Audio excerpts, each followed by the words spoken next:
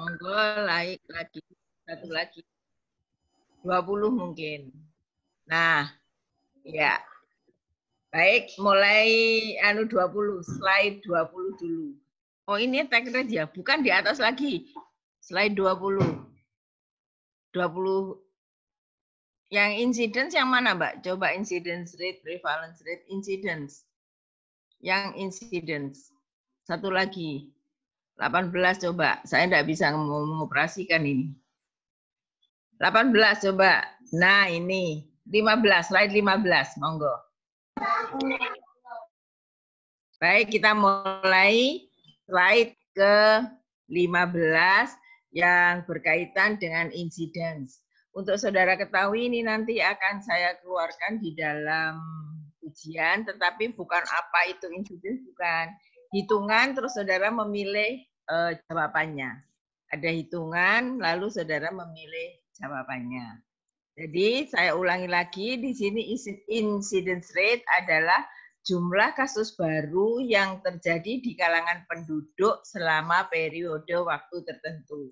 Berarti yang dihitung di sini adalah hanya kasus baru saja. Speaker takai orang iki ya. Mbak Kristina tolong di mute ya ininya. Nah, kasus baru suatu penyakit selama periode tertentu. Misalnya pada bulan ini yang positif COVID-19 berapa? Hanya bulan ini saja. Artinya bulan Oktober 2020 berapa? Lalu kita incidence rate pada bulan Oktober 2020 itu bagaimana? Jadi kita hitung jumlah kasus baru COVID-19 tahun 2000 bulan Oktober 2020 dibagi semua populasi yang terisiko, kalau itu Kabupaten Jember ya jumlah penduduk Kabupaten Jember pada tengah tahun. Kalau kita mencari tengah tahun belum tahu, maka harus menghitungnya dari yang akhir tahun yang lalu juga boleh. Lalu dikalikan 1000. Ingat incidence rate di sini dikalikan 1000. Jadi hasilnya nanti promil. Lanjut.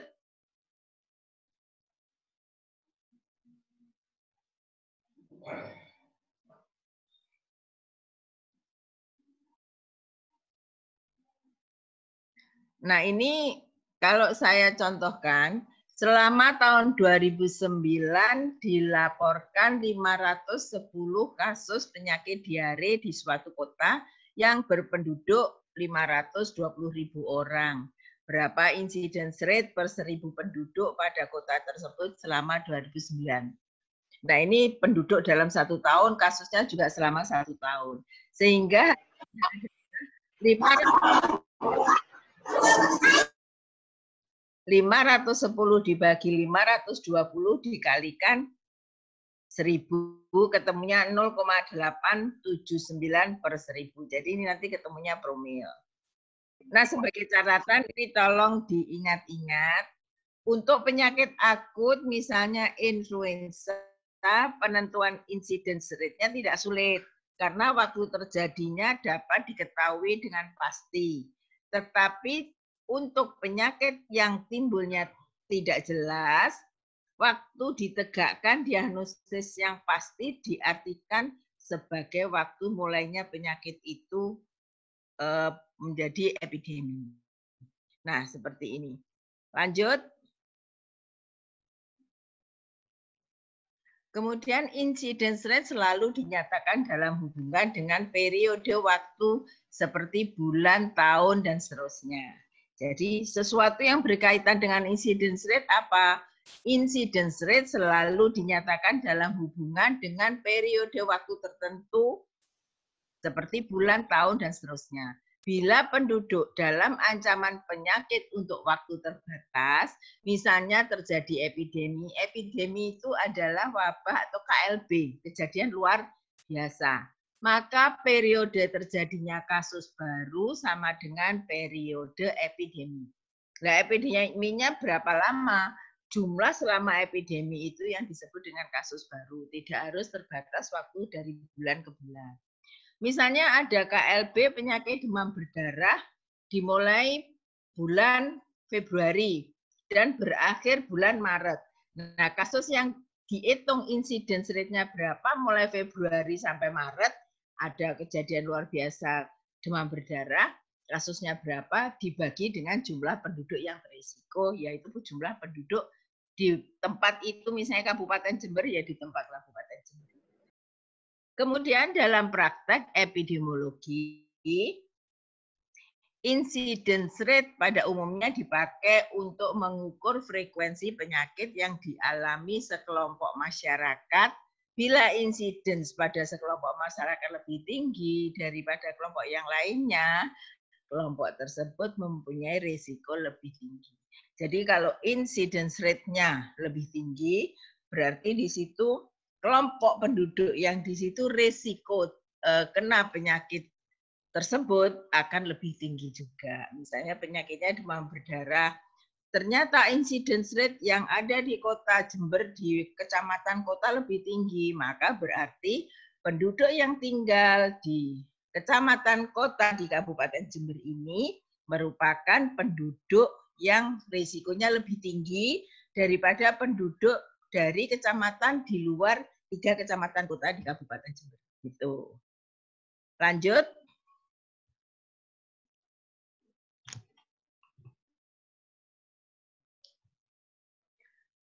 Yang dinamakan sekelompok masyarakat bisa berarti sekelompok masyarakat menurut sensus. Jadi kelompok masyarakat menurut sensus itu berarti di daerah ini berapa, di daerah ini berapa.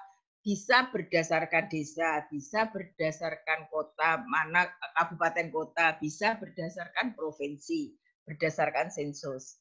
Tetapi kalau misalnya kelompok masyarakat menurut area sosial ekonomi. Sebentar.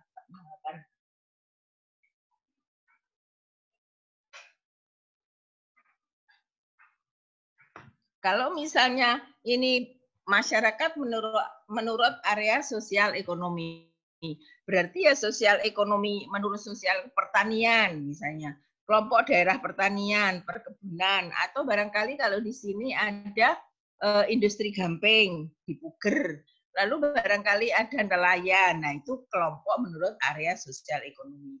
Nah, yang kejadian kasus menurut area ekonomi itu berapa? Lalu insidensnya diambil dari situ dan denominatornya adalah kalau itu daerah nelayan, berapa nelayan yang ada. Kalau itu daerah pertanian, berapa petani yang ada di situ, seperti itu.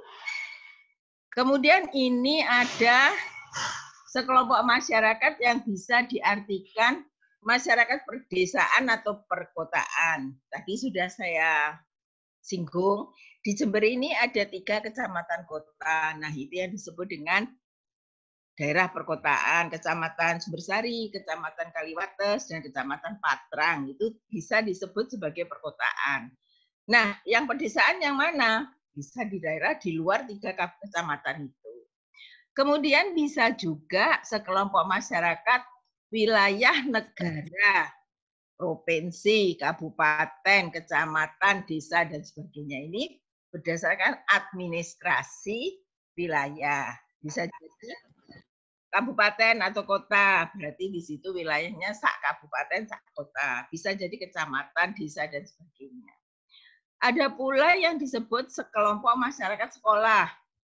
Nah, sekelompok masyarakat sekolah, kalau sekarang ada istilah COVID itu COVID anak sekolah. Jadi dari, oh ini klasternya klaster sekolah, klaster kuliah, klaster perkantoran. Nah, itu yang dikatakan sekelompok masyarakat juga. Kalau klaster misalnya sekolah, semua sekolah itu dilihat. Bukan hanya di satu kecamatan, seluruh sekolah yang ada di Kabupaten Jember, COVID-nya ada berapa. Itu incidence rate di klaster sekolah, misalnya seperti itu. Kemudian yang kelima, kelompok masyarakat tersebut mempunyai karakteristik. Semua kelompok masyarakat punya karakteristik. Karakteristiknya apa? Nah, di sini yang terkena itu umurnya berapa, nanti bisa dipetakan. Jadi akan dilihat age spesifik. Jadi COVID yang spesifik umurnya berapa. Misalnya pada kelompok usia Dewasa muda itu berarti antara 19 sampai 24 itu dewasa muda. Kelompok yang sekian itu insidennya berapa? Nanti bisa dikelompok-kelompokkan. Nah, kemudian ras. Ras itu berbeda banget. Kalau di sini kan hanya ada 2 ya, Jawa, Madura, tapi masih ada juga Chinese dan sebagainya. Jenis kelamin, lalu jenis pekerjaan. Ini kenapa kok diperlukan adanya karakteristik ini? Karena di dalam epidemiologi sangat diperlukan klaster-klaster seperti kalau kita dengar-dengar di televisi dan sebagainya berkaitan dengan penyebaran penyakit COVID-19. Ada klaster perkantoran, ada klaster mahasiswa. Jadi berapa mahasiswa yang kena di Kabupaten Jember karena di Jember mahasiswanya banyak. Kemudian yang keenam, dalam praktek ada keterbatasan, kurangnya rincian data yang dilaporkan. Nah ini, sampai sekarang banyak yang merasa kurangnya rincian data yang dilaporkan. Sehingga Satgas COVID itu kesulitan. Ini saya contohkan penyakit COVID-19. Satgas COVID ini kesulitan karena laporan yang diterima kurang rinci. Misalnya, ditemukan kasus positif. Di daerah mana? Daerah A. Daerah A itu dari klaster apa? Itu kadang tidak disebutkan, jadi harus melakukan tracing. Kalau Dinas Kesehatan pengen tahu, pasti memerintahkan puskesmas untuk tracing di wilayahnya itu bagaimana, karena kok ada laporan seperti ini. Gitu. Kemudian kurangnya informasi jumlah penduduk dalam kelompok masyarakat, utamanya jumlah penduduk antar sensus. Kemarin sudah saya sampaikan, antara sensus yang satu dan sensus yang lain masih kadang-kadang dilakukan, atau kalau di Indonesia selalu dilakukan survei antara satu sensus dengan sensus yang lainnya. Ini yang disebut dengan jumlah penduduk antar sensus. Kalau jumlah penduduk antar sensus biasanya mendapatkannya melalui survei. Survei penduduk antar sensus, biasa disingkat dengan SUPAS. Nah, pada saat SUPAS ini biasanya dilakukan kalau dilakukannya pada tahun kemarin kita terakhir 2020 yang terakhir ada sensus di Indonesia itu 2020. Nanti 2025 pasti ada SUPAS, survei penduduk antar sensus. Karena 2030 ada sensus lagi.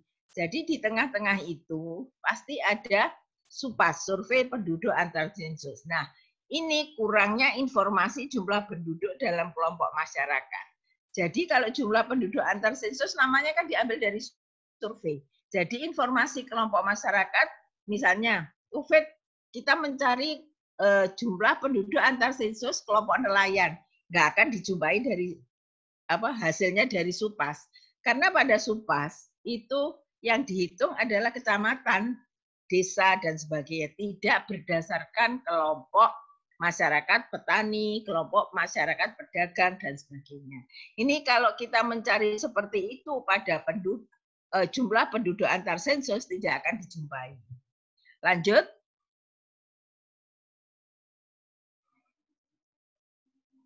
Nah, sekarang secara ideal, denominator meliputi penduduk yang terisiko, tetapi biasanya sulit untuk didapatkan. Nah, secara ideal, denominator meliputi penduduk yang terisiko, tetapi biasanya sulit untuk didapatkan. Ya jelas, kalau kita bicara denominatornya adalah population at risk, penduduk yang terisiko. Daripada sulit-sulit yang terisiko siapa? Ya seluruh penduduk yang ada di kabupaten itu berarti itu kelompok yang terisiko. Misalnya baru ada 2 penderita COVID. Nah, kalau ada penderita COVID meskipun hanya 2, tapi seluruh penduduk Kabupaten Jember misalnya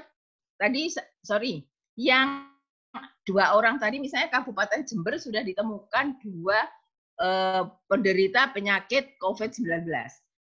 Itu bisa diartikan seluruh penduduk Kabupaten Jember merupakan penduduk yang terisiko. Karena kans untuk terkena penyakit COVID-19 itu besar karena sudah dijumpai 2 penderita penyakit COVID-19. Seperti itu. Kemudian,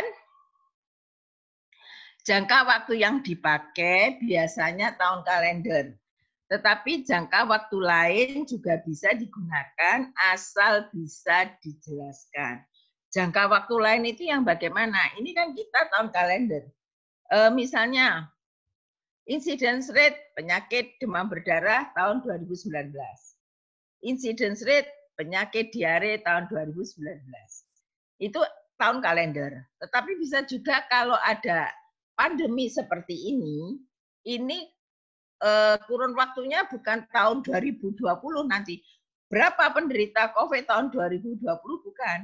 Yaitu dihitung sejak adanya yang positif di Kabupaten Jember sampai berakhirnya nanti berarti 1 siklus epidemi.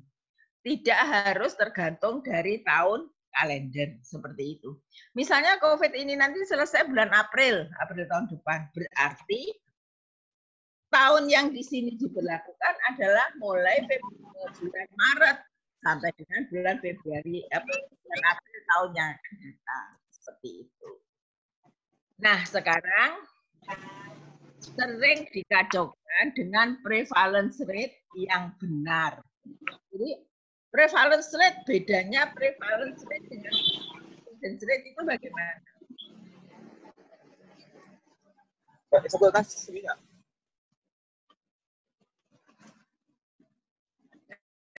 Tolong di mute ya. Tak cek satu-satu siapa yang belum di mute.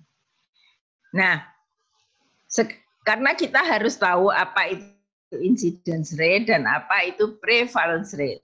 Untuk incidence rate, pembilang, jadi yang di atas nominatornya, terdiri atas orang yang mulai sakit selama periode tertentu. Misalnya tadi disebutkan tahun kalender. Selama tahun 2019, berapa sih yang sakit demam berdarah? Hanya yang terjadi positif demam berdarah tahun 2019. Nah, kalau kemudian kita hitung, yang kita hitung adalah incidence rate, yaitu kasus selama tahun 2019 dibagi dengan penduduk tahun 2019. Nah, kemudian kalau kita akan melihat prevalence rate, selain kasus yang terjadi tahun 2019, akan kita lihat kasus tahun 2018 tentang demam berdarah yang masih sakit, masih dirawat atau masih dalam perawatan rawat jalan tahun 2019 ada atau tidak? Kejadian sakitnya mungkin bulan Desember tahun 2018, tapi pada saat 2019 dia masih sakit. Ada apa tidak? Kalau itu tidak ada, dikatakan sebagai kasus lama. Kasus baru ditambah kasus lama dibagi dengan penduduk risiko, itu yang disebut dengan prevalence rate. Pembilang terdiri atas orang yang mulai sakit selama periode tertentu ditambah orang, ini misalnya tahun 2019, ditambah orang yang jatuh sakit sebelum waktu tersebut tetapi masih sakit dalam bagian dari waktu tersebut. Jadi misalnya ada demam berdarah Desember tahun 2018, tapi untuk bulan Januari tahun 2019 masih ada yang dirawat, masih ada yang rawat jalan, masih ada yang sakit. Dihitung jumlahnya berapa kasus tahun 2018 yang masih sakit di tahun 2019. Ditambah dengan kasus yang terjadi saat tahun 2019. Itu yang dikatakan dengan prevalence rate. Nah, pembilangnya siapa? Ya penduduk yang terisiko pada waktu itu, pada waktu tahun 2019 itu. Lanjut.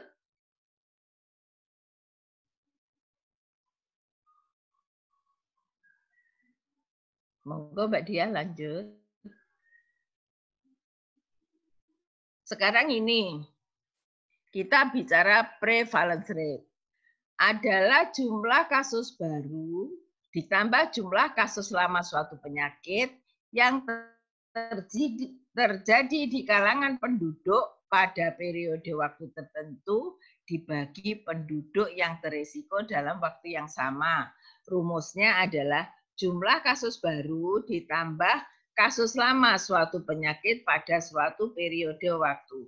Yang dikatakan kasus lama inilah yang saya sebutkan tadi, dia sakitnya tahun 2018, tahun 2019 dia masih sakit. Nah, kalau kasus baru, kasus yang betul-betul terjadi tahun 2019 dibagi jumlah penduduk seluruhnya pada periode waktu yang sama dikalikan 1000. Jadi nanti satuannya adalah promil. Lanjut. Ini contohnya. Tolong contoh ini dipelajari. Nanti memang saya keluarkan seperti ini. Jadi dipelajari betul. Ini slide nomor berapa Mbak ini tadi ya? Mbak Dia ini slide nomor berapa? 21, Bu. Nah, tolong semua pelajari kasus tahun di slide nomor 21. Jadi di sini dilaporkan pada tahun 2005 penderita demam berdarah yang masih dirawat pada tahun 2006. Berarti ini apa? Kasus lama. Dilaporkan pada tahun 2005 penderita demam berdarah yang masih dirawat pada tahun 2006 di Kabupaten Jember berjumlah 400 orang. Berarti ini kasus lamanya adalah 400 orang. Sedangkan penderita demam berdarah pada tahun 2006 sebesar 600 orang. Kasus barunya 600 orang. Penduduk Kabupaten Jember tahun 2006 adalah 2 juta jiwa.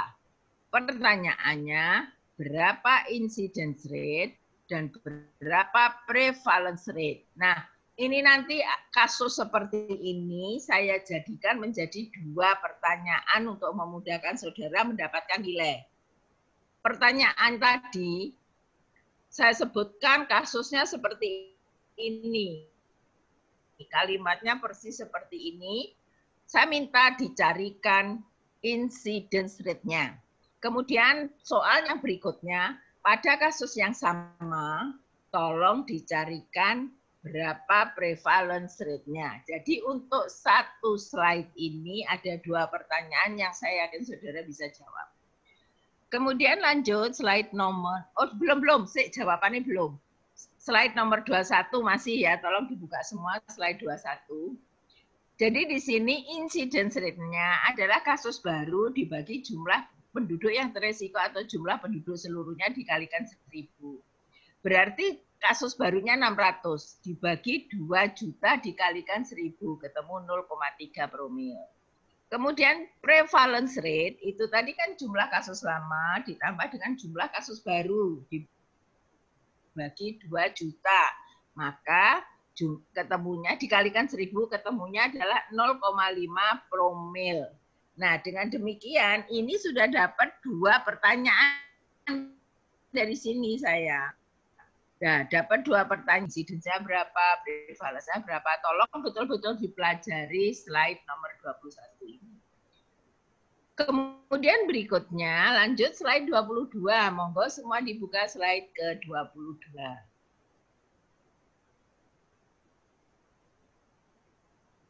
Langsung kita bicara attack rate. Kalau kita bicara attack rate, incidence rate itu dinyatakan dalam persen, karena ini dikalikan dengan 100%.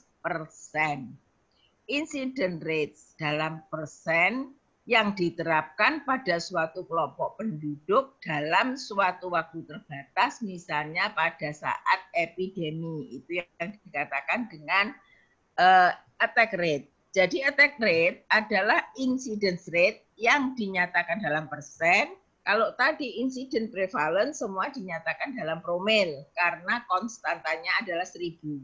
Nah, di sini untuk attack rate konstantanya adalah 100. Berarti di sini incidence rate yang diterapkan pada suatu kelompok penduduk dalam suatu waktu yang terbatas. Misalnya pada saat ada epidemi. Jadi rumusnya jumlah kasus selama epidemi dibagi populasi yang mempunyai risiko pada saat epidemi. Taruhlah sekarang ini epidemi COVID. Jumlah kasus selama epidemi di Kabupaten Jember yang notabene sudah lebih dari 1.000 dibagi populasi yang mempunyai risiko pada saat epidemi 2 juta lebih dikalikan 100. Itu yang dikatakan dengan attack rate. Lanjut. Nah, sekarang ini contoh. Contoh misalnya ada epidemi atau KLB atau outbreak penyakit AIDS. Jadi kalau biasa kita bicara epidemi itu adalah KLB, kejadian luar biasa, atau kalau kita biasa epidemiolog biasanya menyebutkannya sebagai outbreak. Ini saya contohkan. Pada suatu daerah ini penduduk pada suatu epidemi, penduduk pria kasusnya adalah 19. Jumlah penduduk pria di daerah epidemi tersebut adalah 87. Lalu pada wanita kasusnya 7 kasus wanita. Penduduk wanita di daerah epidemi itu 9 penduduk. Nah, kalau dijumlah berapa jumlah kasus pria dan wanita? Ketemu 28. Berapa penduduk pria dan wanita? Ketemu 96, penambahan 87 ditambah 9. Nah, sekarang ditanyakan, attack rate pria berapa? Berarti 19 dibagi 87 dikalikan konstantanya 100. Ketemu 21,8%. Attack rate wanita berapa? Kasusnya 7 dibagi penduduknya 9. Ketemu 7 dibagi 9, konstantanya 100, ketemu 77,8. Jadi, attack rate pria adalah 21,8%. Attack rate wanita 77,8%. Nah, attack rate keseluruhannya berapa? Kita tidak boleh menjumlahkan 21 ditambah dengan 78. Tapi harus menghitung dari totalnya. Jumlah kasusnya 26, jumlah penduduknya 96. Attack rate keseluruhan 26 dibagi 96 dikalikan konstanta 100. Ketemu 27,1. Sampai di sini clear ya. Sebagai catatan, attack rate keseluruhan didapat dari pembagian dari total kasus dengan jumlah penduduk keseluruhan, bukan dengan menjumlahkan attack rate pria dan wanita. Artinya tadi sudah saya sebutkan, dikatakan attack rate keseluruhan bukan menjumlahkan attack rate pria dan attack rate wanita, tapi harus menghitung jumlah kasusnya berapa, jumlah penduduknya berapa, dikalikan konstanta 100. Lanjut. Nah, sekarang kita bicara tentang proportional distribution. Di sini yang dikatakan proportional distribution itu prosentase atau proporsi di antara jumlah keseluruhan kejadian dari suatu seri data yang muncul dalam satu kategori dari seri data tersebut. Jadi di sini saya bisa sebutkan rumusnya, yaitu jumlah kejadian atau penderita yang timbul dalam suatu kategori tertentu dari suatu kelompok yang lebih besar dibagi seluruh kejadian atau penduduk yang muncul pada semua kategori dari suatu seri data tertentu. Kok wangel mentoh? Ya, nanti coba kalau kita lihat rumusnya angel tapi aplikasinya gampang. Jangan lupa konstantanya ini sama dengan attack rate, yaitu 1000. Ini proportional distribution. Lanjut. Contohnya.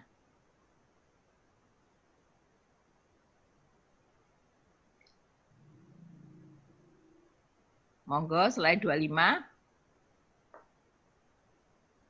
Nah ini, pada suatu outbreak atau KLB atau epidemi, ini datanya tadi sama ya, bahwa kasusnya 19, wanita, kasus pria 19, wanita 7, jumlahnya 26. Dan jumlah kejadian per penduduk, ini tadi ketemu 73,1, dapatnya dari mana?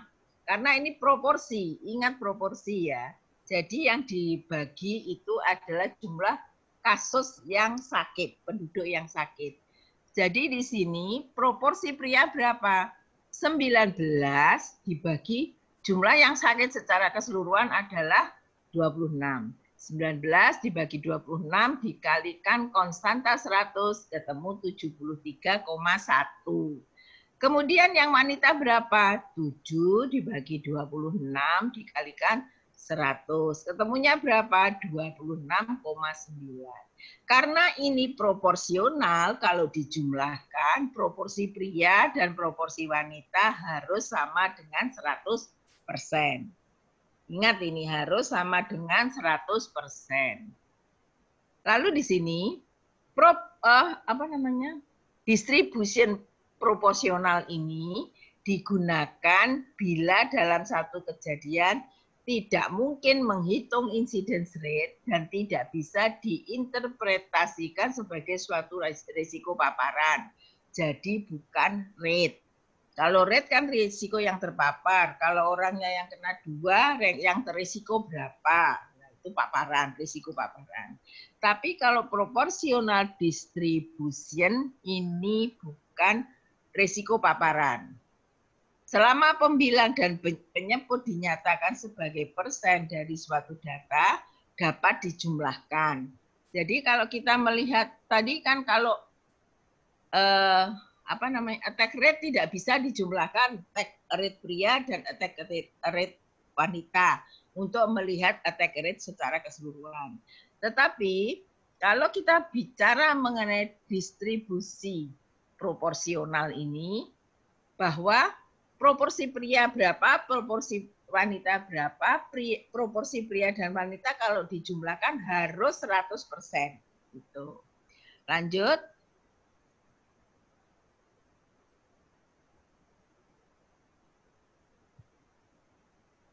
Sekarang yang kelima adalah mortality rate, angka kesakitan, angka kematian.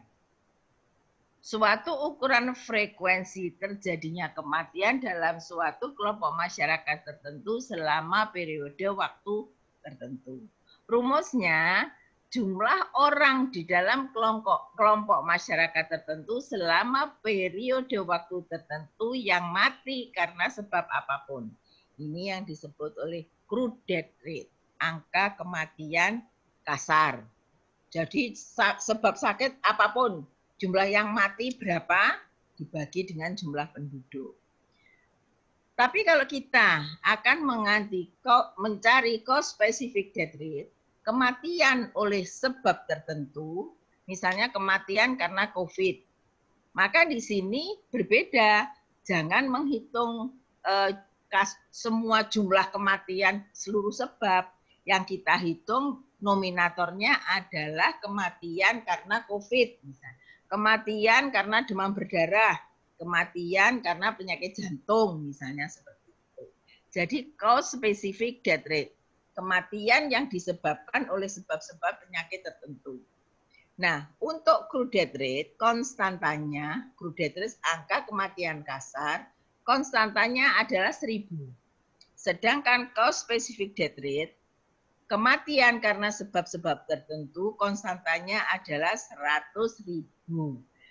Di sini jelas bahwa kalau crude death rate ini kematian karena semua sebab.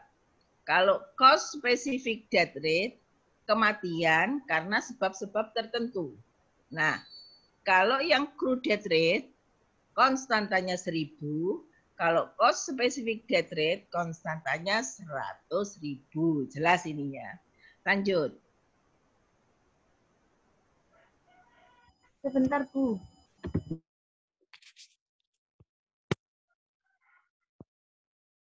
Aku juga tak kok ada ting-ting di rumah, kayaknya ada yang mau datengin. Saya dulu ya.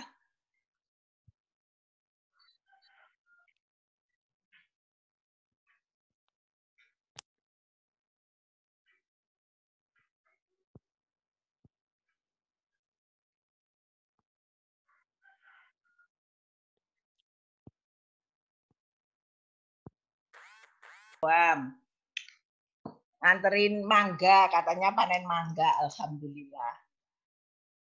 Nah, baik, kita lanjutkan. Lanjut pada slide berikutnya. Slide 27, Mbak Dia.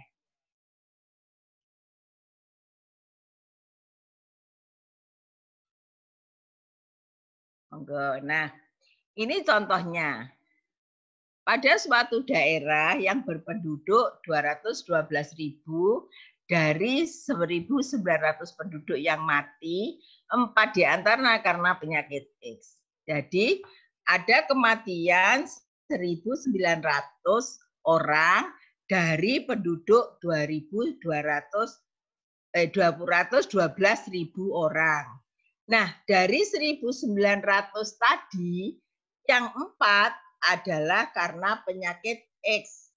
Jadi ini nanti kalau disebutkan penyakit X, kita bisa mencari cause-specific death rate. Jadi kematian penyakit X di penduduk itu berapa. Rumusnya jadi seperti ini. Pertanyaannya, berapa CDR, crude death rate, angka kematian kasar per 1.000 penduduk. Tadi yang mati jumlah seluruhnya 1.900. Maka 1.900 sebagai pembilang. Penyebut atau denominatornya jumlah penduduknya. Jumlah penduduknya adalah 212.000. Kemudian dikalikan 1.000. Jadi CDR-nya, crude death rate-nya ketemu 9 kematian per 1.000 populasi. Setiap 1.000 populasi yang mati 9. Sebab apapun, karena di sini adalah crude death rate. Sedangkan kalau cause specific death rate, kematian karena sebab tertentu adalah 4. Tadi kan kematian karena penyakit X jumlahnya 4. Lalu dibagi 212.000 dikalikan 100.000. Sehingga CSDR-nya, cause specific death rate-nya adalah 1,9 kematian per 100.000 populasi. Bunyinya harus seperti ini kalau ditanyakan ASDR atau CDR-nya. Lanjut. Nah, sekarang mari kita cermati perbedaan mortality rate dan incidence rate. Terletak pada kalau mortality rate yang diukur adalah frekuensi kematian. Sedangkan incidence rate yang diukur adalah frekuensi kesakitan. Nah, kemudian yang kedua, penentuan populasi. Politik, Pak, semakin Pak. Politik, main politik. Apa jangan besar beda besar? Apa ae? Suara, bro. Ini sapa sing ngomong politik-politik mau yo. Ayo sapa sing ngomong iki mau. Nah, kemudian penentuan populasi dan interval pada mortality rate adalah sama dengan yang digunakan dalam penghitungan incidence rate. Mortality rate dapat dibagi menjadi CSDR, cause specific death rate, yang membatasi pembilang adalah orang yang mati oleh karena sebab tertentu. Misalnya penyakit apa? Orang yang mati penyakit demam berdarah, orang yang mati penyakit COVID. Jadi penyakitnya disebutkan yang mati karena penyakit itu berapa. Kemudian dibagi lagi menjadi age specific death rate yang membatasi penyebut populasinya kelompok umur yang mati. Jadi pada kelompok umur yang mati. Age specific death rate dengan membatasi penyebut yang di bawah, penyebut populasi kelompok umur yang mati. Jadi kalau ini terbagi dari umur yang sama. kematian bayi misalnya. Jadi denominatornya penyebutnya juga populasi bayi. Kematian umur dewasa muda, sedewasa muda itu usia 19 sampai 24 tahun. Ya, populasi atau denominatornya adalah penduduk yang usianya 19 sampai 24 tahun. Lalu sex specific death rate yang membatasi penyebut dari populasi dengan jenis kelamin tertentu dan pembilang adalah yang mati dengan jenis kelamin tersebut. Yang mati dari seluruh sebab berjenis perempuan berapa? Dibagi populasinya juga penduduk yang berjenis kelamin perempuan. Kalau kematian seluruh sebab yang terjadi pada laki-laki, maka penyebutnya atau denominatornya juga penduduk yang berjenis kelamin laki-laki. Lanjut.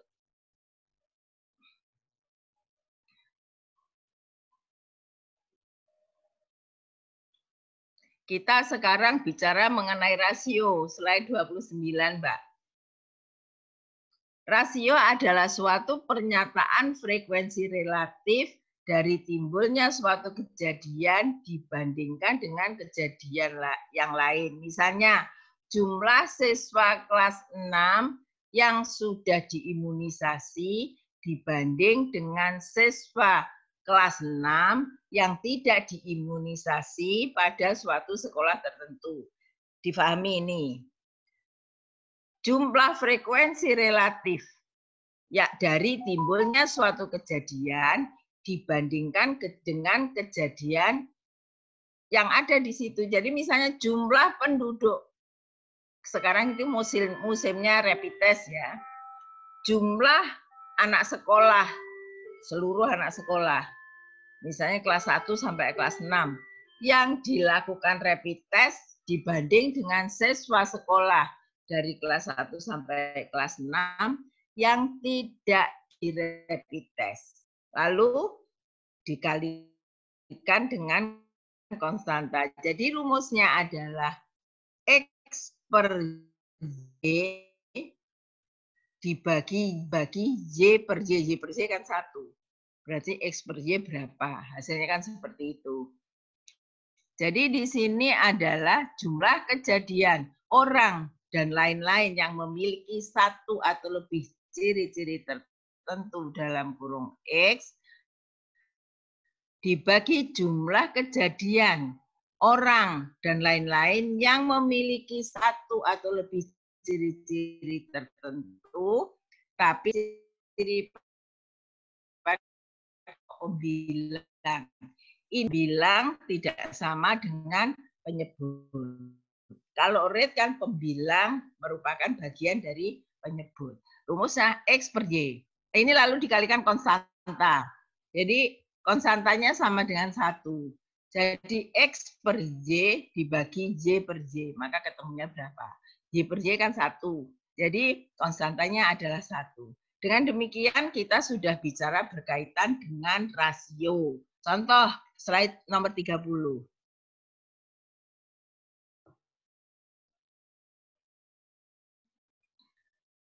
Penderita pria dari penyakit X 19 orang, sedangkan penderita wanita pada penyakit yang sama 7 orang. Berapa rasio penderita pria dan wanita? Maka akan terjadi pria tadi 19 dibagi wanitanya 7. 19 dibagi 7, pembilang bukan bagian dari penyebut. Pembilangnya pria, penyebutnya wanita. Pria bukan bagian dari wanita, wanita bukan bagian dari pria. Dibagi ini 7 per 7, 2,7 dibagi 1. Setiap ada 2,7 penderita pria, didapatkan 1 orang penderita wanita. Itu yang disebut dengan rasio. Jadi ini yang anak ketemu orang ya 19 dibagi 7 itu berapa toh? 2,7. 7 bagi 7 sama dengan 1. Jadi setiap 2,7 pria yang menderita sakit X dijumpai 1 penduduk wanita yang menderita penyakit X. Membacanya seperti itu. Lanjut. 31.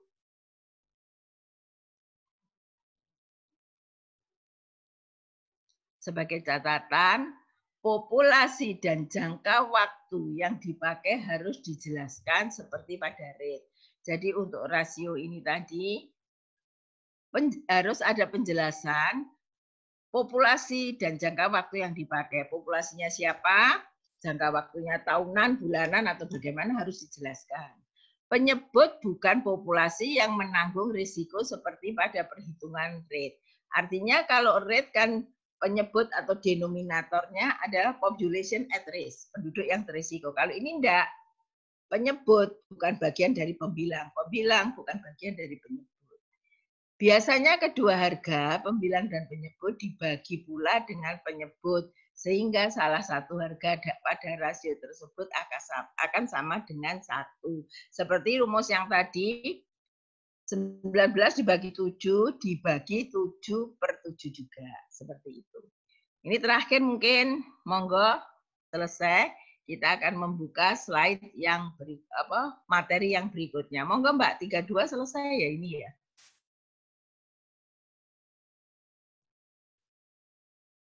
Ya, 32 selesai. Monggo Mbak Diah, yang ungu kalau tidak salah.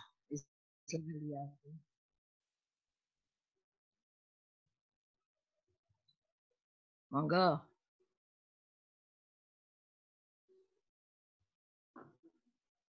Nah ini.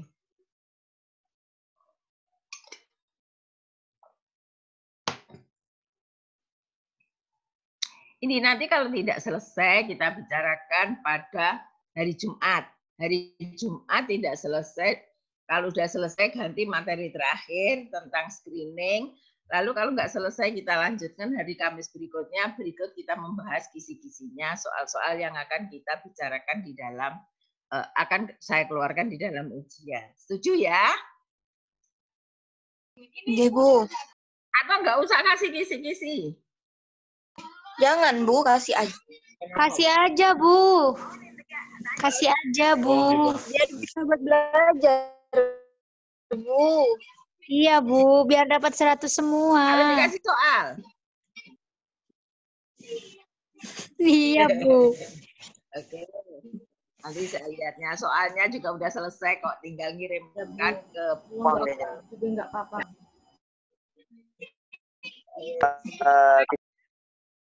Kita lanjutkan dengan epidemiologi yang ke-6.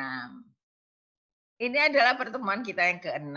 Mestinya hari ini membahas khusus ini. Tapi sudah antisipasi. Nanti screen-kan selesai pertemuan yang ke-8 dilanjut dengan penjelasan tentang kisi-kisi. Nah, hari ini kita pokok bahasanya adalah penelitian epidemiologi. Lalu juga kontribusi epidemiologi.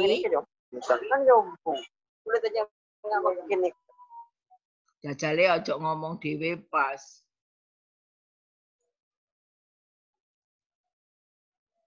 Kalau ngomong dhewe aku kok kalah. Nah, lanjut ya. Kita nanti akan membahas penelitian epidemiologi, kontribusi epidemiologi, kejadian luar biasa, lalu pengamatan epidemiologis dan jangkauan serta kegiatan epidemiologi. Sebetulnya materi aslinya di sini ada undang-undang wabah, tapi undang-undang wabah itu sudah berubah, saya belum cari lagi. Jadi kalau undang-undang wabah nanti saya infokan ke Bu Luhtiti biar Bu Luhtiti yang memberikan. Nah, sekarang kita bicara tentang penelitian epidemiologi. Nah, penelitian epidemiologi, kita lihat di sini jenis penelitiannya apa, nilainya apa, unit penelitiannya apa. Kalau di sini yang pertama dalam penelitian epidemiologi ada yang dikenal sebagai penelitian observasional, yang kedua adalah penelitian eksperimental. Untuk penelitian observasional itu ada yang dikatakan penelitian deskriptif. Kalau penelitian deskriptif, hasil yang kita dapatkan biasanya hanya gambaran. Nah, nama lainnya tidak ada, unit penelitian juga tidak ada. Kalau deskriptif itu yang kita dapatkan hanya gambaran. Gambaran kunjungan penyakit COVID di rumah sakit A. Ya, itu gambaran saja, kita tidak melihat hubungan, tidak melihat pengaruh dan sebagainya. Kemudian berikutnya dari penelitian analitik. Untuk penelitian analitik ini ada beberapa jenis. Penelitian analitik ada yang dikatakan ada jenisnya penelitian ekologis. Nama lainnya adalah penelitian korelasi. Unit penelitiannya adalah populasi. Korelasi itu hubungan. Di sini kita akan mencari hubungan. Berarti nanti kita melakukan uji statistik untuk mencari hubungan. Jadi kita menganalisis hipotesa. Hipotesanya apa? Hipotesa 0 apa hipotesa 1? Kalau hipotesa 0 biasanya dimulai dengan tidak ada. Berarti tidak ada hubungan, tidak ada korelasi dan sebagainya. Ini yang dikatakan dengan penelitian ekologis. Nama lainnya penelitian korelasi. Unit penelitiannya adalah populasi. Dari populasi boleh diambil nanti sebagian dari populasi yang dikatakan sebagai sampel. Ini mesti udah dapat dari Budian karena metodologi penelitian biasanya Budian dipegang Budian sama Bu Aza. Kemudian yang kedua, ya Belum dapat, Bu. belum dapat. Belum. Oh, Semester depan, Bu. Insya Allah. Nanti mesti ya tahu ada penelitian ini yang hanya penelitian yang berkaitan dengan epidemiologi. Sebetulnya penelitian metodologi penelitian lain-lain banyak ya. Ada penelitian-penelitian yang ada penelitian yang dikatakan kita hanya mencari ini nanti nggak ada uji, tapi kita mencari dengan eksplor yang sedalam-dalamnya, penelitian yang mendalam. Itu ada beberapa jenis, kuantitatif dan kualitatif. Kalau kita bicara di sini analitik, itu pasti masuk kuantitatif. Kalau yang kualitatif itu hanya gambaran yang menjelaskan kualitasnya bagaimana fenomena A dengan fenomena B, seperti itu. Kemudian yang kedua, dari penelitian analitik itu ada yang dikatakan penelitian potong lintang. Yang dikatakan potong lintang itu nama lainnya adalah prevalensi. Unit penelitiannya individu. Kalau potong lintang ada yang menyebut cross seksional gitu. Nanti akan ketemu. Kemudian kasus kontrol. Penelitian analitik ada yang dinamakan penelitian kasus kontrol, case reference. Jadi atau nama lainnya case reference. Unit penelitiannya adalah individu. Lalu penelitian kohort. Penelitian kohort nama lainnya adalah follow up. Dan di sini unit penelitian sama yaitu individu. Nah, ini yang dikatakan dengan penelitian observasional. Karena dalam penelitian observasional kita tidak melakukan perlakuan atau memberikan perlakuan atau memberikan eksperimen. Nah, itu disebut dengan penelitian observasional. Kemudian yang kedua adalah penelitian eksperimental. Ini ada beberapa jenis penelitian. Penelitian eksperimental nama lainnya adalah penelitian intervensi atau perlakuan tadi. Dalam penelitian eksperimental, peneliti melakukan intervensi atau peneliti melakukan percobaan, perlakuan. Nah, kemudian ada beberapa jenis penelitian yaitu randomized control trial atau percobaan klinik. Di sini unit penelitiannya adalah pasien. Kemudian field trial. Field trial penelitian di lapangan. Siapa populasinya? Adalah populasinya adalah orang sehat. Lalu ada lagi community trial. Nama lainnya adalah Community Intervention Study.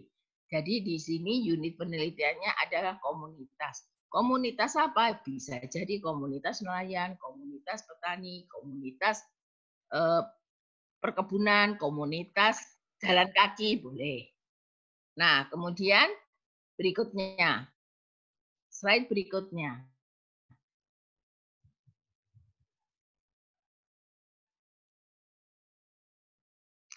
Penelitian potong lintang, tadi kan di dalam penelitian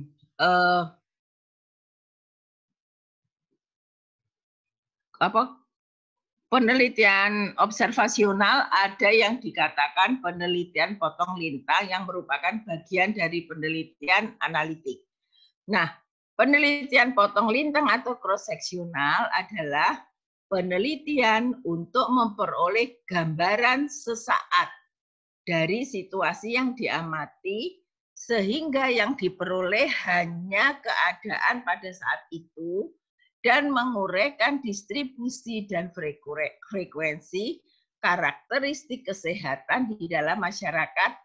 Nah, dari sini diperoleh informasi yang dapat menjadi petunjuk lanjut tentang penyebab suatu masalah kesehatan.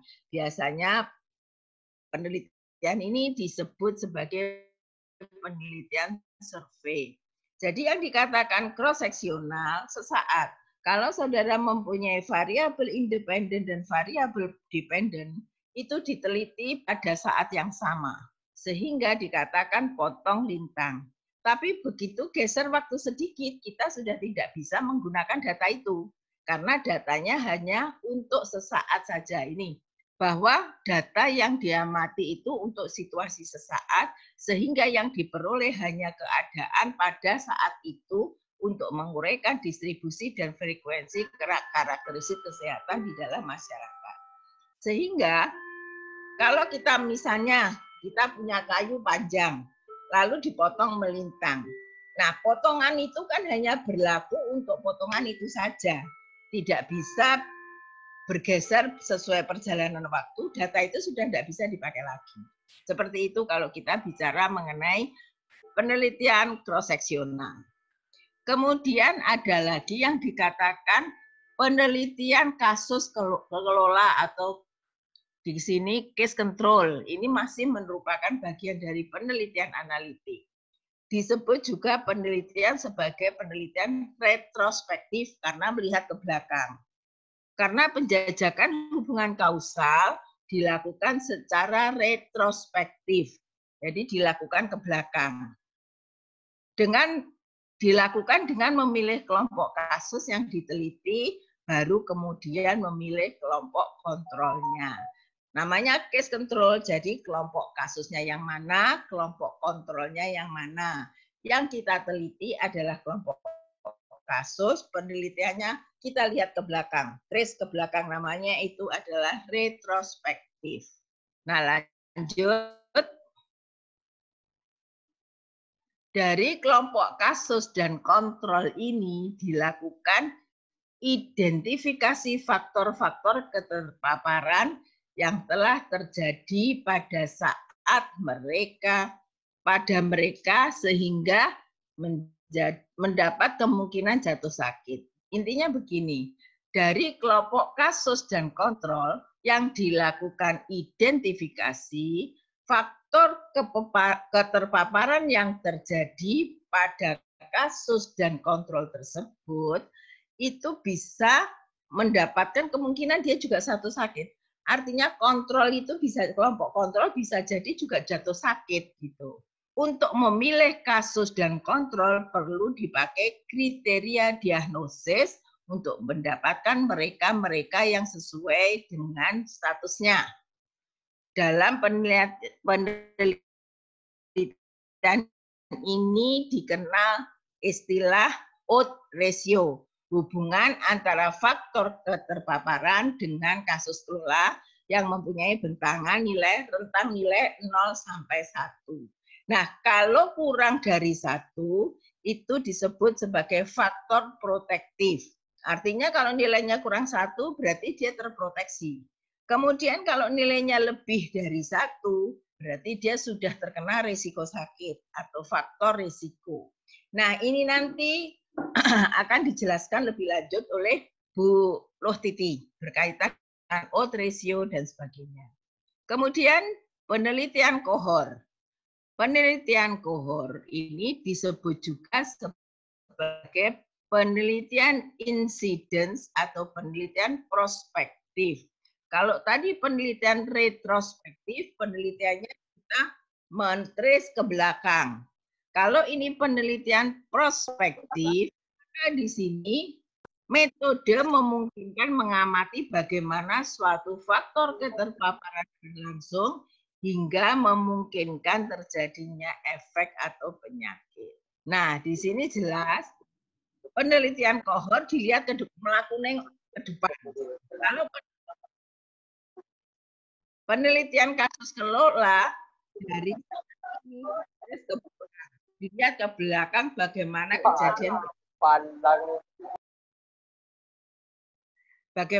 kejadian penyakitnya yang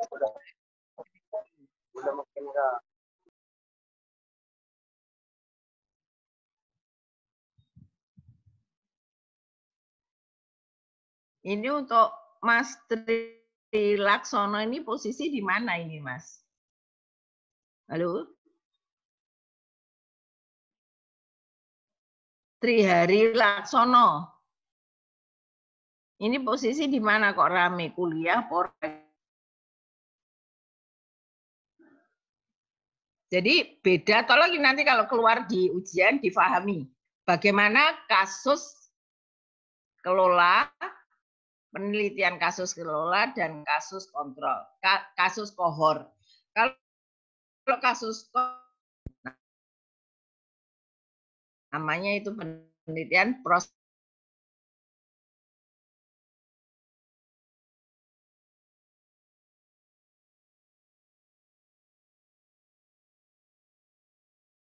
ini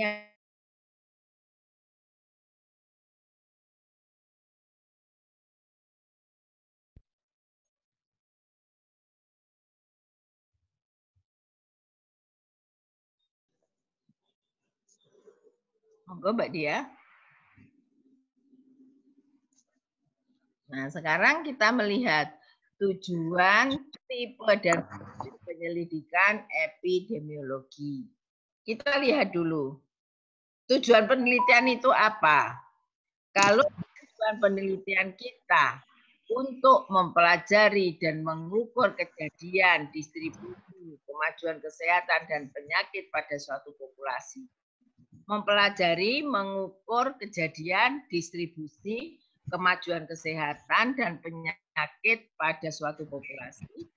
Penelitiannya tipenya penelitian deskriptif saja, tidak butuh penelitian yang lain.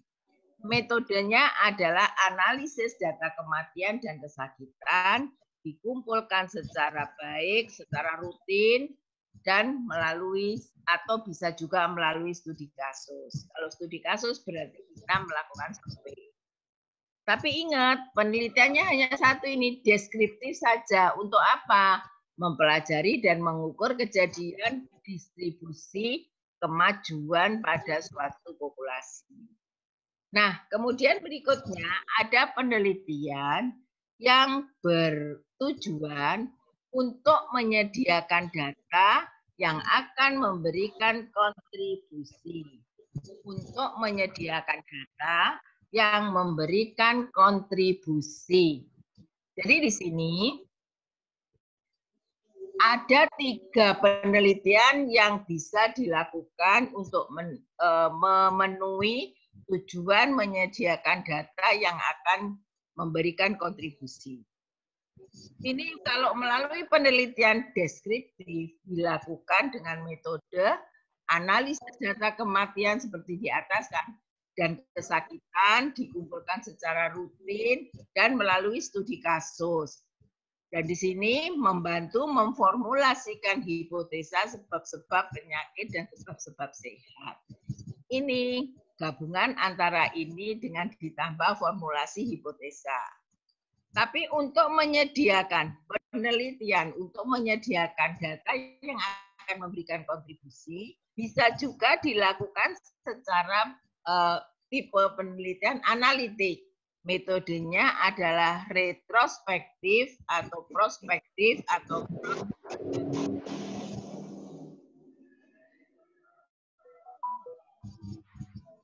tadi yang dikatakan retrospektif adalah penelitian kasus kelola. Yang dikatakan prospektif adalah penelitian kohort. Cross-seksional ya penelitian potong lintang tadi. Ini termasuk dalam penelitian analitik. Jadi untuk menyediakan data yang akan memberikan kontribusi bisa dilakukan penelitian analitik. Metodenya penelitian retrospektif, prospektif, dan cross-sectional study. Tapi bisa juga dilakukan dengan eksperimental, penelitian eksperimental untuk menyediakan data yang akan memberikan kontribusi bisa dilakukan dengan clinical study atau control study. Biasanya ini yang menjadi sasaran adalah pasien karena melakukan perlakuan atau melakukan eksperimen, memberikan intervensi, maka di sini lebih populasinya lebih kecil, sampelnya lebih kecil karena uji coba, misalnya ini clinical study atau control study. Berikutnya, slide yang ke-7. Nah, ini ada penelitian untuk meningkatkan penggunaan konsep epidemiologi pada manajemen pelayanan kesehatan. Ada konsep epidemiologi yang sudah difahami oleh manajemen pelayanan kesehatan. Seperti kita akan meningkatkan pengetahuan para manajer kesehatan, pemahaman tentang penggunaan konsep epidemiologi. Karena epidemiologi biasanya para manajemen itu tidak terlalu memperhatikan, yang penting dia secara superficial itu bisa memahami, seperti itu saja.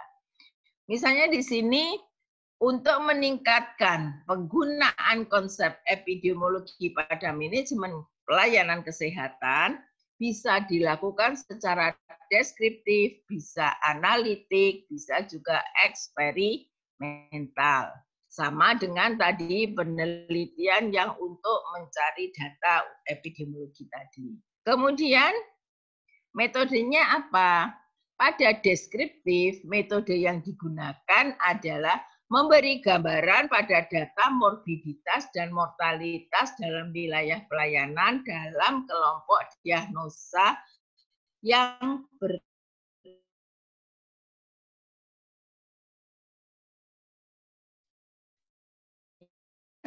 misalnya di diagnosa COVID, tapi yang mengarah ke COVID ini secara deskriptif digambarkan pada data morbiditas dan mortalitas.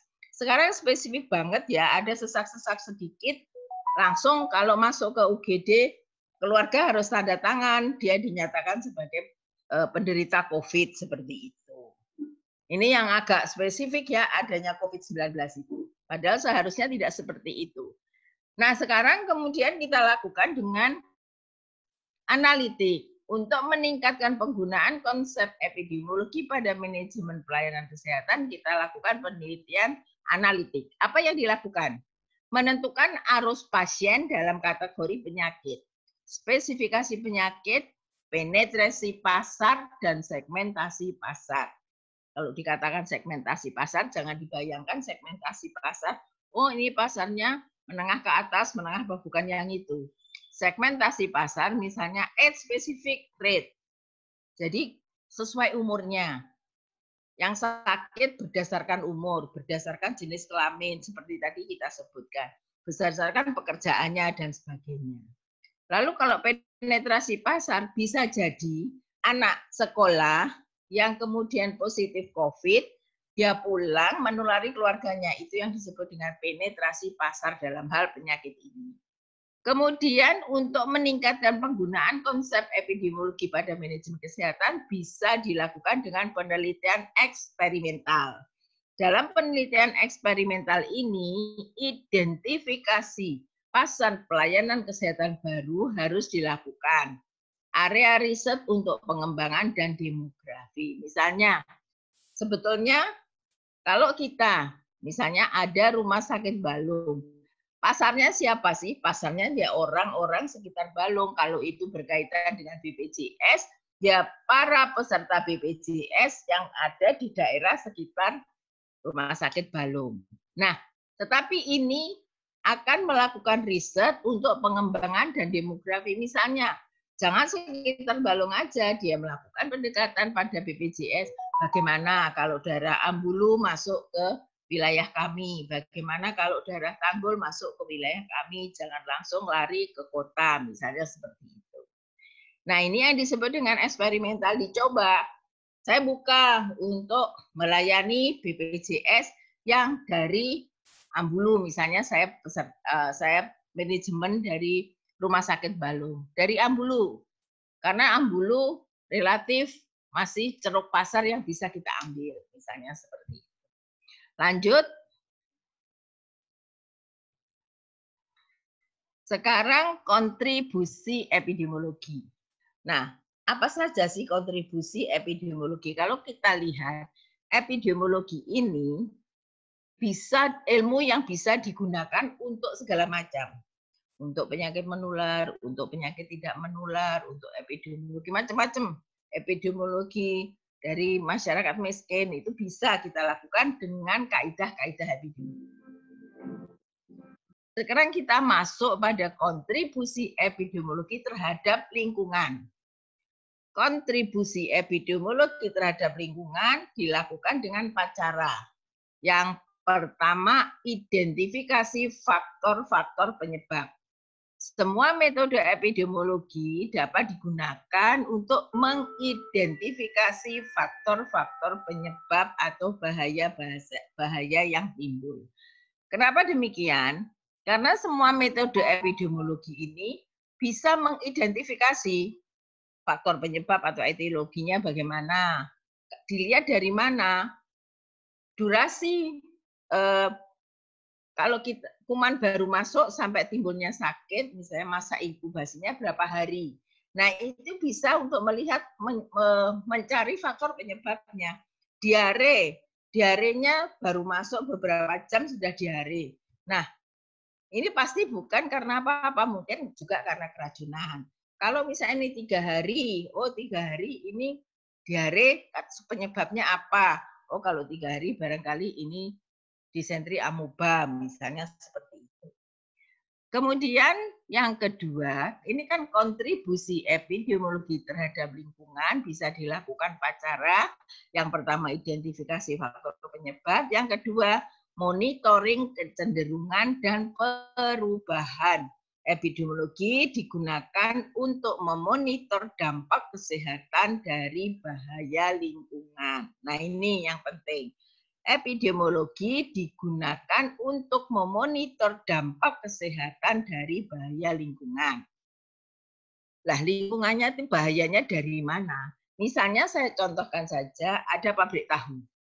Pabrik tahu ini membuang kotoran atau air yang dihasilkan air buangannya langsung ke kali. Kalau dibuang langsung ke kali, berarti kali itu sudah tercemar. Tercemar dari apa? Dari air buangan pabrik tahu itu. Kalau tercemar dari air buangan pabrik tahu, berarti ini kan mengganggu lingkungan. Maka di sini dampaknya apa? Bisa dilihat secara epidemiologi melalui penelitian di laboratorium dan sebagainya. Berkaitan dengan status kesehatan dan insiden problem yang spesifik. Nah, misalnya apakah ini menyebabkan keracunan, apakah menyebabkan biota air itu mati, ya ikan mati dan sebagainya. Lanjut. Kemudian metode epidemiologi yang digunakan di dalam yang ketiga di dalam kita mulai kontribusinya terhadap lingkungan itu apa? Yang ketiga adalah manajemen program. Epidemiologi juga dapat digunakan dalam manajemen program kesehatan lingkungan. Misalnya digunakan untuk peresmian program keseling, penetapan masalah prioritas yang berkaitan, memilih program alternatif, dan evaluasi hasil program maupun dampaknya. Nah, kok peresmian program keseling? Dilihat dari sisi epidemiologi, kira-kira program keseling itu bisa tidak digunakan untuk menangani kesehatan masyarakat. Dulu ada di daerah Balung yang disebut dengan Prokana, saya terlibat langsung betul itu. Kan di sana ada bendungan Bondoyudo itu yang biasa digunakan untuk berak di situ, mandi di situ, mandikan sapi di situ, cuci piring di situ, cuci beras di situ, sikat gigi di situ. Nah, kondisi yang seperti ini sebetulnya bisa kita jadikan data yang kemudian disounding, diberitahukan bahwa akan diresmikan program kali terbina, sehingga semua masyarakat hendaknya mendukung. Tidak boleh mandikan sapi di situ, tidak boleh berak di situ. Berak disediakan, difasilitasi dengan MCK, mandi, cuci, kakus umum, dibuatkan 3, 4, dan sebagainya. Ini kalau kita akan meresmikan program kesehatan lingkungan, melihat dulu data epidemiologinya. Kemudian penetapan masalah prioritas yang berkaitan. Ada beberapa masalah di situ, lalu dipilihlah dengan MCUA. Kalau kita memilih, harus ada reasoning atau alasan yang tepat. Dari beberapa alasan tadi lalu dikelompokkan kira-kira yang bisa mendukung penetapan masalah prioritas itu apa. Lalu dipilih secara memberikan scoring. Kemudian memilih program alternatif dan evaluasi hasil program maupun dampaknya. Kita harus punya solusi dari permasalahan serta data yang kita kumpulkan. Kita menetapkan solusi-solusi apa yang bisa kita lakukan untuk mengatasi masalah. Jangan hanya satu saja. Kalau A, solusinya adalah B. Mesti ada B1, B2, B3. Jadi nanti kita lebih gampang untuk melakukan intervensi. Karena ada beberapa alternatif yang bisa kita pilih. A itu bagus, tapi ternyata sumber dananya membutuhkan banyak, sementara dana kita terbatas, misalnya seperti itu. Kemudian yang keempat atau D adalah komunikasi informasi. Jadi kalau kita ingin lihat kontribusi dari epidemiologi terhadap lingkungan, itu salah satunya adalah ini komunikasi informasi. Epidemiologi digunakan dalam penyampaian informasi data tentang penyebab penyakit, pemberian informasi tentang bahaya terhadap lingkungan bagi masyarakat umum. Nah, ini yang harus betul-betul petugas penyuluh itu diperlukan di sini. Misalnya, ada dampak tadi saya sebutkan, ada air limbah pabrik tahu langsung dibuang di sungai. Akibatnya apa? Nah, itu harus disounding pada masyarakat. Hati-hati, jangan menggunakan sungai ini karena sudah tercemar oleh air limbah pabrik tahu. Jangan hanya itu. Nah, pabrik tahunya juga diberi teguran, tidak boleh membuang lagi ke sini karena membuang ke sungai, sungai sudah dihentikan penggunaannya untuk kebutuhan sehari-hari. Seperti itu. Lanjut, slide yang ke-10. Mohon maaf ya, nanti jam 9.30 saya hentikan karena saya harus kembali ke DKT. Nggak apa-apa ya, saya korupsi waktu 10 menit. Ya Bu, nggak apa-apa. Boleh ya, alhamdulillah. Nah, sekarang kontribusi epidemiologi pada manajemen kesehatan. Kalau tadi kontribusi pada epidemiologi pada lingkungan, sekarang pada manajemen kesehatan. Nah, fungsi manajemen itu kan ada planning, organizing, actuating, controlling. POEC. Planning, organizing, actuating, controlling. Itu yang di launching oleh Terry. Nah, sekarang mari kita lihat. dari sisi perencanaan, fungsi manajemen P, POAK-nya, planning, perencanaan, pendekatan manajemen yang digunakan apa? Secara teknis dan secara administrasi dan kebijakan. Secara teknis ya teknis perencanaannya bagaimana? Apakah menggunakan perencanaan yang 5 tahunan dulu lalu di breakdown menjadi tahunan, apa langsung perencanaan tahunan? Seperti itu. Lalu proses fungsinya identifikasi kebutuhan dan masalah. Artinya sebelum kita menyusun perencanaan sesuai dengan teknik yang akan kita gunakan, menggunakan perencanaan strategis atau perencanaan operasional secara langsung, maka kita harus tahu mengidentifikasi kebutuhan dulu dan masalah yang ada di situ itu apa. Nah, lalu pertanyaannya, apa kontribusi epidemiologi pada proses perencanaan sebagai fungsi manajemen ini? Yang pertama adalah kontribusinya harus meneliti variabel epidemiologi. Variabel epidemiologi ini terdiri atas orang, tempat, dan waktu. Orang itu berarti kemarin kan variabel epidemiologi, kalau epidemiologi deskriptif harus dilihat orang, tempat, waktu. Kemarin sudah saya sampaikan. Kemudian kontribusi epidemiologinya apa untuk perencanaan? Deskripsi masalah kesehatan bisa diambil dari data epidemiologi. Sebetulnya epidemiologi di situ tuh yang paling berpengaruh apa? Oh, di sini yang paling banyak adalah penyakit tidak menular. Daerah sini banyak yang diabetes, banyak yang pokoknya penyakit-penyakit yang tidak menular, yang notabene itu penyakit komorbid, hipertensi, diabetes, dan sebagainya. Nah, itu kemudian dilakukan analisis. Kira-kira bagaimana kebutuhannya apa? Misalnya kalau diabetes itu banyak masyarakat di daerah itu yang menderita diabetes. Keperluan yang pertama apa dilakukan? Buatlah perencanaan operasional. Bulan ini menyelesaikan apa, misalnya sosialisasi, bulan berikutnya menyelesaikan apa, itu sudah dirinci secara jelas. Dasarnya apa? Adanya deskripsi masalah kesehatan. Lalu berikutnya, kontribusi epidemiologi adalah demografi. Demografi atau kependudukan. Kenapa kependudukan kok di sini kontribusi epidemiologi? Ya, karena ingat, epidemiologi adalah ilmu tentang penduduk. Ilmu yang terjadi pada penduduk. Nah, dengan demikian, demografi ini merupakan bagian tidak terpisahkan atau kependudukan merupakan bagian yang tidak terpisahkan dari epidemiologi. Kemudian melakukan analisis sebab terjadinya permasalahan untuk perencanaan. Nah, analisis sebab ini bisa dilakukan dengan menggunakan fishbone diagram. Diagram tulang ikan. Nanti kalau saudara akan ketemu dengan manajemen pelayanan kesehatan, manajemen mutu pelayanan kesehatan akan ketemu dengan fishbone diagram.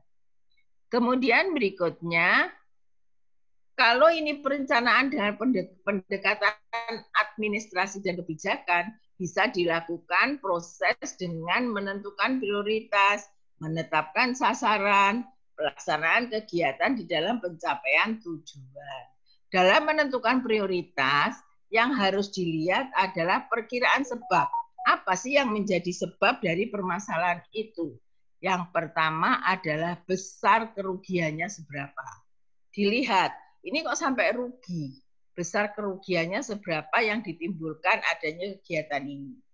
Lalu direncanakan untuk melakukan solusi masalah dari besarnya kerugian tadi. Kemudian perkiraan sebab itu karena kesepakatan pencegahan dan pengurangan. Ini dari awal sudah ada kesepakatan antara perangkat desa misalnya dengan puskesmas. Tapi ternyata di sini perangkat desanya tidak berfungsi. Nah, lalu kita lihat berikutnya apa? Pengukuran epidemiologi, ukuran epidemiologi. Yang ada di situ tuh apa saja penyakit. Ada penyakit tidak menularkan, ada penyakit menularkan. Lalu diukur incidence rate, prevalence rate, dan sebagainya. sampai ketemu pengukuran epidemiologi itu sudah jelas. Lalu ditentukanlah prioritas. Cara menentukan prioritas pakai MCUA. Nanti ada sendiri penilaian ini. Selain kalau kita mencari penyebab, maka kita menggunakan fishbone diagram. Lalu penetapan sasaran. Ini harus dilihat jumlah sasarannya. Sasarannya siapa, jumlahnya berapa yang akan terkena dengan program tadi. Kemudian melakukan feasibility study. Jadi kita melakukan penelitian kira-kira layak apa enggak, kelayakan, studi kelayakan. Kemudian pelaksanaan kegiatan di dalam pencapaian tujuan. Di sini dilakukan dengan pengungkapan alternatif atau cost benefit analysis. Jadi dalam pelaksanaan di dalam pencapaian tujuan, perhatikan cost benefit analysis. Biaya dan keuntungan itu dianalisa kira-kira mana yang lebih besar. Kalau lebih besar biayanya, keuntungannya sedikit, itu mesti ada yang sesuatu yang harus dibenahi. Kalau dari terjadi efisiensi dengan mengeluarkan dana sekecil-kecilnya, akan didapatkan hasil yang efektif yang sebesar-besarnya. Nah, ini ada enggak yang seperti ini? Gitu. Kemudian berikutnya slide yang ke-12. Habis slide yang ke-12, monggo Mbak. Oh, tadi masih slide ke-11 ya. Tadi planning, organizing. Kita sekarang organizing. Pada fungsi manajemen organizing, tadi poin dia planning, organizing. Organizing ini mengorganisasikan, pendekatannya apa? Secara teknik. Prosesnya apa? Mobilisasi dan koordinasi sumber daya. Nah, ini jelas-jelas sumber daya manusianya harus diarahkan, si A berbuat apa, biayanya berapa, tanggung jawab pada siapa. Ini B juga demikian. Ini yang dikarenakan pengorganisasian, pengarahan, dan koordinasi. Lalu apa yang harus dilakukan? Pengawasan pengendalian atau WASDA. Lalu di sini actuating-nya, pelaksanaan sesuai dengan kontribusi epidemiologi tadi. Kira-kira apa yang dilakukan? Misalnya di sini tadi mobilisasi dan koordinasi sumber daya sudah dilakukan, maka tinggal dilaksanakan. Maka yang pelaksanaannya harus sesuai dengan kaidah epidemiologi. Lalu monitoring program. Sebetulnya monitoring program bisa dimasukkan kepada pengawasan dan pengendalian, tetapi di sini di dalam setelah melakukan pengorganisasian, pengarahan, koordinasi akan bisa lanjut dengan monitoring program. Kontribusinya dari epidemiologi apa? Dilihat. Oh, ini dulu kejadiannya seperti ini. Nah, sekarang setelah dilakukan pengorganisasian, ternyata ini akan jadi lebih baik. Bisa seperti itu. Lalu pemasaran atau penyuluhan. Nah, kemudian pengawasan pengendalian, ini pendekatannya secara teknik. Teknik apa ya? Teknik pengawasan, teknik pengendalian. Di sini tadi teknik pengorganisasian, teknik pengarahan, teknik koordinasi. Nah, kalau teknik pengawasan dan teknik pengendalian, ini harus dilihat. Pengawasan itu berarti kita melakukan evaluasi dulu. Proses fungsi evaluasi yang sudah dicapai berapa dibandingkan dengan targetnya. Percobaan klinik dan penilaian hasil. Kalau hasil tadi dari pencapaian sekian, targetnya berapa, ada penilaian hasil. Kalau percobaan klinik yang berkaitan dengan klinis dari masyarakat yang bersangkutan. Sakjane lek lorone COVID itu bagaimana? Apakah harus diberi ini dilakukan percobaan klinis. Seperti kalau mau melaunching vaksin, harus ada percobaan klinis, lalu dilakukan evaluasi. Saya rasa sampai di sini dulu, kita sampai pada slide 12, karena saya akan ke DKT, udah janjian dengan dokternya. Terima kasih atas perhatiannya, dan terima kasih atas semua partisipasinya. Ini Mbak Diah tadi sudah merekod ya? Sampun, Bu. Oke, nanti di-share ke teman-teman. Terima kasih atas perhatiannya. Mohon